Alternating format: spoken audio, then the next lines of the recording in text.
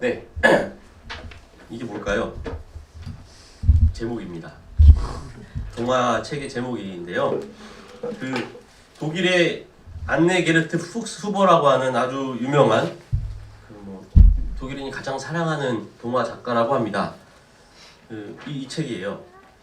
이 번역자가 그 손성현 목사님이라고 이제 저랑 같이 지냈던 분인데, 이분이 그 독일 벼룩시장에서 우연히 발견한 책을 번역을 해서 이제 사인을, 제가 사인 있는 책을 되게 좋아하는 것 같습니다. 어제도 홍경이 받으셨는데, 이 동화책 이야기를 통해서 한번 오늘 성탄 메시지를 나누었으면 좋겠습니다.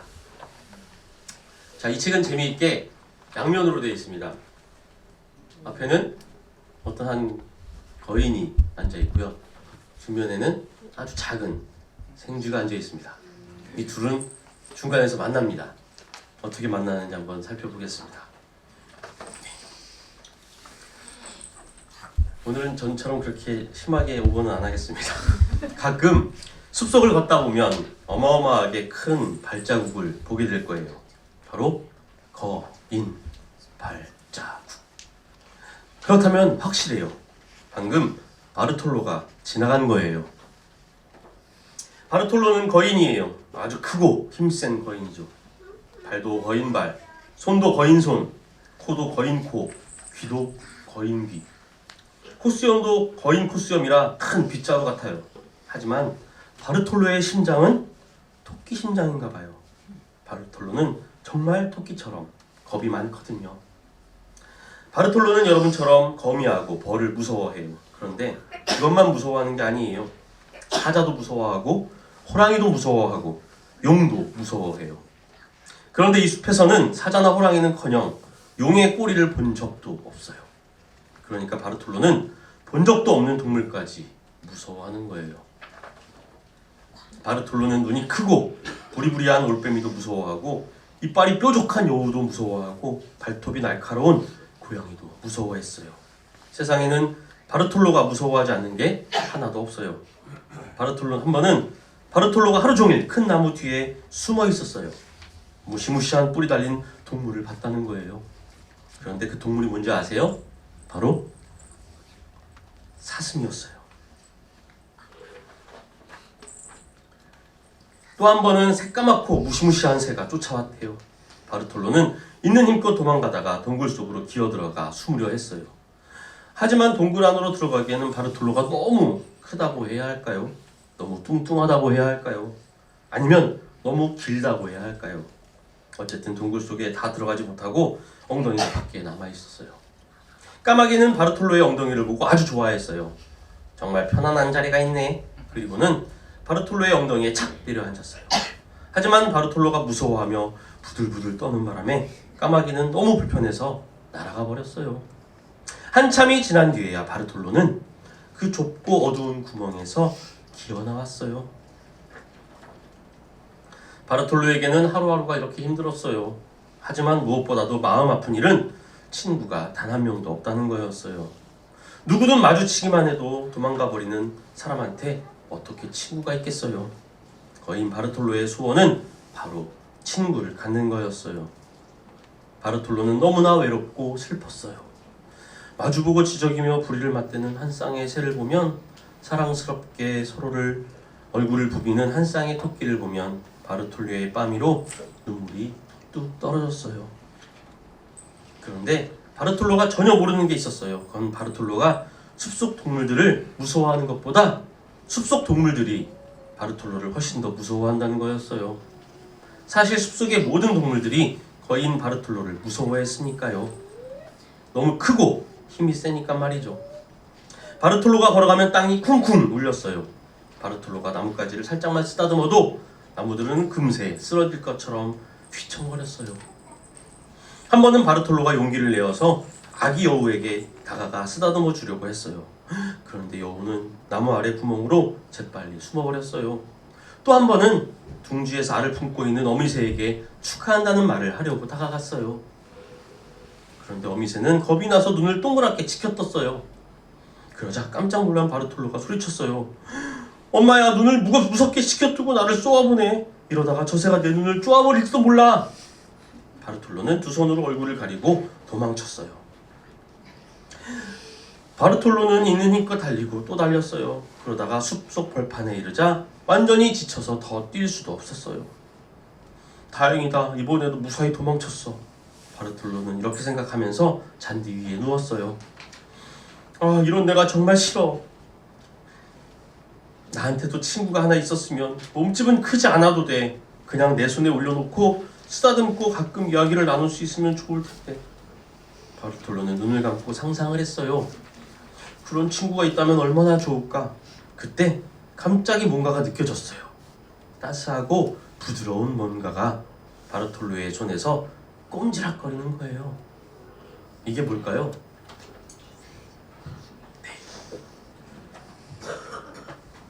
서쪽 숲에는 오래전부터 생쥐 한 마리가 살고 있었어요. 언제부터냐고요? 그건 잘 몰라요. 하지만 이 생쥐가 세상에서 가장 용감하다는 거는 잘 알아요. 도무지 무서워하는 게 하나도 없었어요. 개도 안 무서워하고 고양이도 안 무서워하고 부엉이, 여우, 담비도 안 무서워해요. 한 번은 무시무시한 천둥번개가 사납게 몰아쳤어요. 그러자 생쥐는 무서워하기는커녕 밖에 나가 신나게 구경을 하는 거 있죠? 그렇다고 이 생쥐가 특별히 힘이 센 건 아니에요. 콩알만큼 작다고 할 수는 없지만 그래도 꽤 작은 편이었거든요. 근육이라고 해봐야 실처럼 가늘었어요. 하지만 빠른 거 하나는 알아줬어요. 꼭 소방관 아저씨들처럼 빨랐거든요. 또 한 가지 중요한 건 아주 똑똑하다는 거예요. 누가 빠른지 느린지를 똑똑히 알고 있어서 빠른 동물이 다가오면 얼른 숨고 느린 동물이 공격하면 느긋하게 피했어요. 이 생쥐가 정말 죽은 듯이 가만히 있으면 아무리 날카로운 눈을 가진 새도 찾을 수가 없었어요. 모든 위험을 미리 알고 숲속에 숨은 곳을 속속들이 아는데 도대체 무서울 게 뭐가 있겠어요? 숲속의 쥐들은 이 특별한 생쥐를 우러러봤어요. 머리를 맞대고 옹기종기 모여 앉자 쏙닥쏙닥 이야기했어요. 그 녀석은 무지무지 힘이 셀 거야. 혹시 마법의 약이라도 먹는 건 아닐까? 그게 아니면 어쩜 그렇게 겁이 없겠어. 이름이 아마 로진헨이란지? 그런데 그때 생쥐가 나타나자 다른 쥐들은 갑자기 여기저기 흩어져서 아무 일도 없었던 것처럼 굴었어요. 생쥐는 너무 궁금했어요. 너희들 무슨 얘기했니? 그러자 다른 쥐들이 대답했어요. 별거 아니야. 물론 생쥐는 그게 거짓말이라는 걸 알았어요. 하지만 더 캐묻진 않았어요. 모두들 생쥐의 용기를 놀라워했지만 살갑게 대해주지는 않았어요. 자기들하고는 너무나 달랐거든요. 그래서 아무도 친구가 되려고 하지 않았어요. 어느 날 생쥐는 결심했어요. 난 떠날 거야. 친구를 만날 때까지 걷고 또 걸을 거야. 친구가 없으니까 너무 외롭고 슬퍼. 생쥐는 도토리 서너 개, 산딸기 서너 개를 챙겼어요. 그리고 다른 쥐들이 쿨쿨 잠을 자고 있을 때 혼자 일어나서 길을 떠났어요.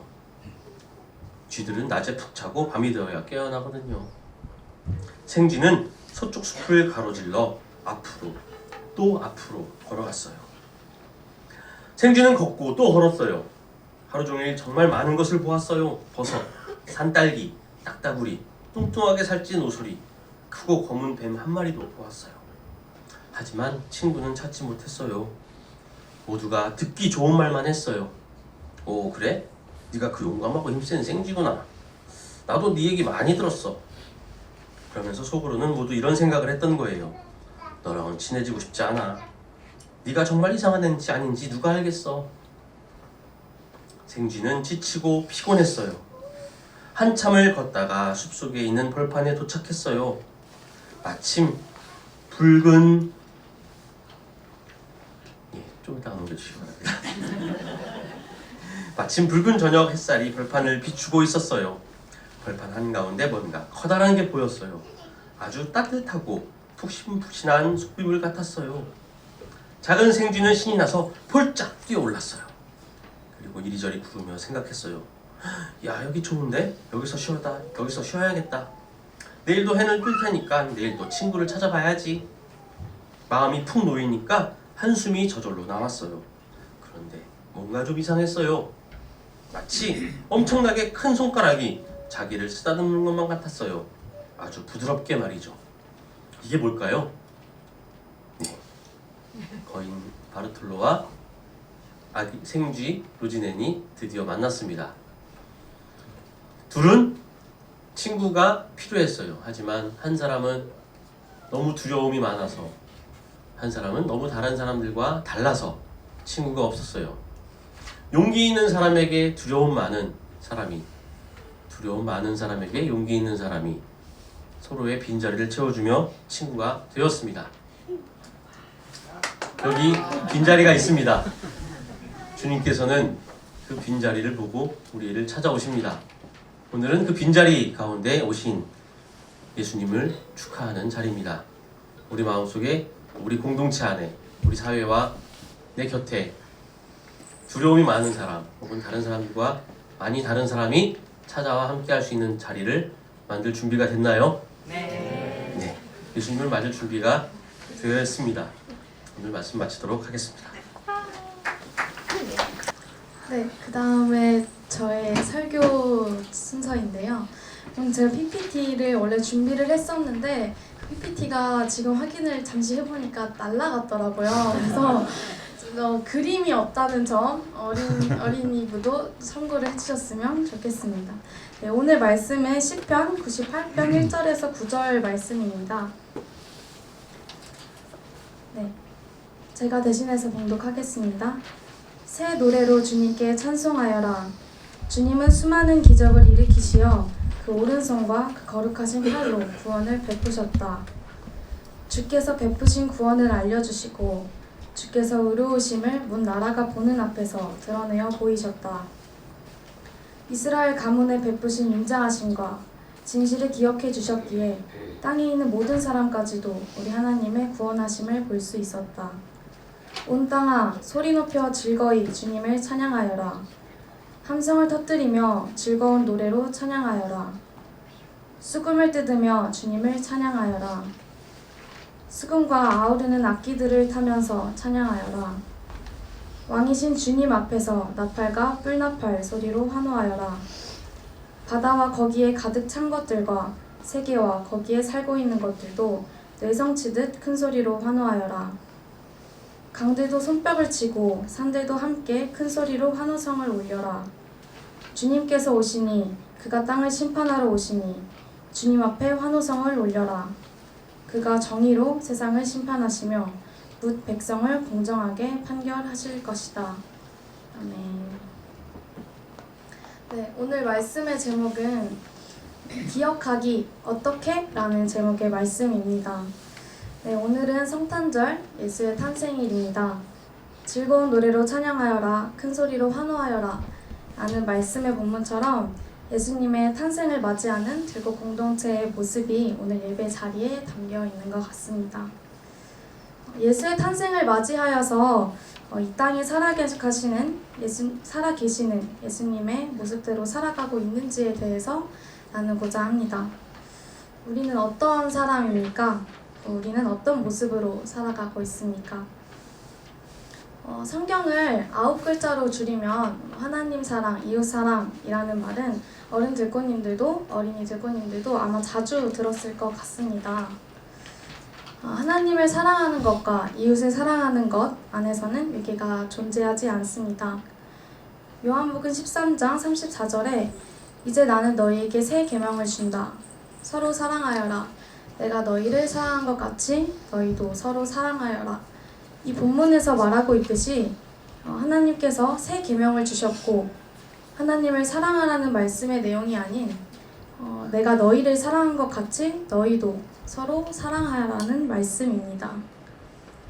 그렇다면 우리는 이 말씀대로 살아가고 있을까요? 또 예수님께서 이 땅에서 살아가신 모습 그대로 몸소 실천하는 이웃을 사랑하는 모습으로 살아가고 있는 것일까요? 네, 제가 오늘 준비한 책의 제목은 선량한 차별주의자라는 책입니다. 이 책은 어린이부에 제가 추천을 해서 선물로 꼭 했으면 좋겠다고 말씀을 드렸었는데요. 이거는 또 어린이부 어린이들과 함께 드리는 기도에서 한번 나눴던 책이기도 합니다. 이 책의 앞 표지에는 왼쪽에 오리 3마리, 오른쪽에 오리 1마리가 있습니다. 이 오리의 차이점이 있는데요. 어린이부 친구들이 아니까 말해볼까요? 예시아가 입모양으로 말해준 것 같은데. 네 마리예요? 아, 네 마리예요? 제가 몰랐네요. 제가 잘 몰랐네요. 제가 준비했는데 왼쪽에 있는 오리들은 노랑 색깔의 고개를 빳빳이 들고 있습니다. 그리고 오른쪽에 있는 오리는 상처가 많고 고개를 푹 숙이고 있고 검정색의 피부색을 갖고 있습니다. 저번에 어린이부 친구들과 이야기를 나눴었는데 우리 모두는 살아가면서 여러 사람들을 만나고 어떤 공동체에 속하기도 합니다. 우리는 들꽃이라는 공동체, 또 학교, 또 회사, 유치원이라는 모든 공동체, 여러 공간에 우리는 위치해 있고 그 속에서 사람들과 일정 부분 삶을 공유하면서 살아갑니다. 이 책의 뒷표지에는 이렇게 적혀 있습니다. 우리는 스스로가 선량한 시민일 뿐 차별을 하지 않는다고 믿는 선량한 차별주의자들을 곳곳에서 만난다. 내가 원래 결정장애가 심해서 요즘 얼굴이 너무 타서 동남아 사람 같아. 여자들이 원래 수학에 좀 약하지 않나? 이런 말이 당신은 아무렇지 않은가? 우리 모두에게는 차별 감수성의 사각지대가 있다. 서는 곳이 바뀌면 풍경도 달라지듯 어떤 차별은 보이지 않고 심지어는 공정함으로 포장되기도 한다. 왠지 불편한 이 차별의 말들은 어떻게 만들어지고 왜 익숙하게 사용되는 걸까? 때로는 웃자고 한 말에 죽자고 덤벼야 할 때가 있다. 차별당하는 사람은 있는데 차별을 한다는 사람은 없는 세상에서 차별에 대응하는 우리들의 자세라고 뒷표지에 적혀 있습니다. 이 문장들은 우리가 살아가면서 아무렇지 않게 해왔던 말들을 또 담고 있기도 합니다. 차별당하는 사람은 있는데 차별을 한다는 사람은 없는 세상에서 이 말이 저는 가장 인상이 깊었는데요. 이 말은 분명히 우리는 차별을 당하고 있으면서 또 그만큼의 차별을 하는 사람이기도 하다는 것입니다. 차별한다는 것, 차별의 시작은 자신의 관점으로 남을 바라보고 평가하는 것입니다. 책 앞표지에 있는 오른쪽에 있는 그 한 마리의 오리가 다친 이유는 그저 물리적인 폭력만은 아닐 것이라고 생각이 듭니다. 물리적인 폭력을 가할 때 언어적 폭력을 같이 사용하는 경우가 대다수라고 합니다.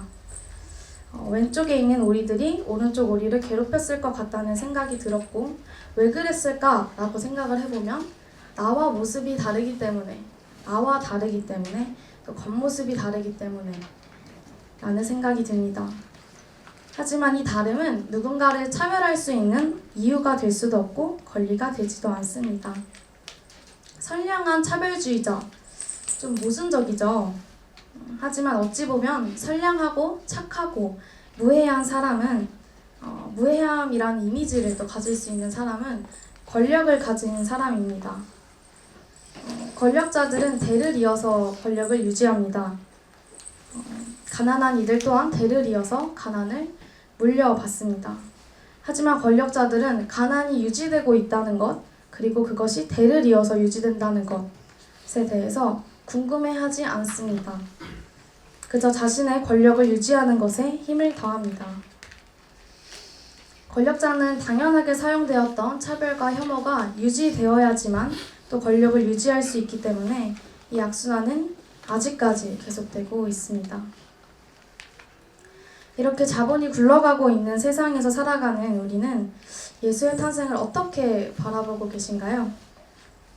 예수님의 탄생이 누군가에게는 선물 받는 날, 좋은 날, 좋은 사람들을 만나는 날일 수 있습니다. 또 이 또한 즐거움을 만끽하고 예수님의 탄생을 축하하는 일이기도 합니다. 그렇다면 조금 더 심화해서 생각해 볼 수 있습니다. 그저 탄생의 날, 크리스마스, 축하의 날을 넘어서 예수의 탄생을 기억하자는 의미를 되새기면 좋겠습니다. 예수는 이 세상에서 낮은 이들의 친구이시며 함께 하셨습니다. 예수는 고통당하는 자의 친구가 되셨습니다. 권력자 앞에서 정의와 공의로 다스리셨습니다. 예수의 탄생이 우리에게 자유, 해방, 구원, 또 화해자의 의미로서 이 날을 기억하고 또 축하하는 날이 되기를 간절히 바랍니다. 또한 예수의 탄생을 통해서 우리가 이 땅에서 작은 예수로서의 삶을 살아가기를 다짐하는 들꽃님들이 되셨으면 좋겠습니다.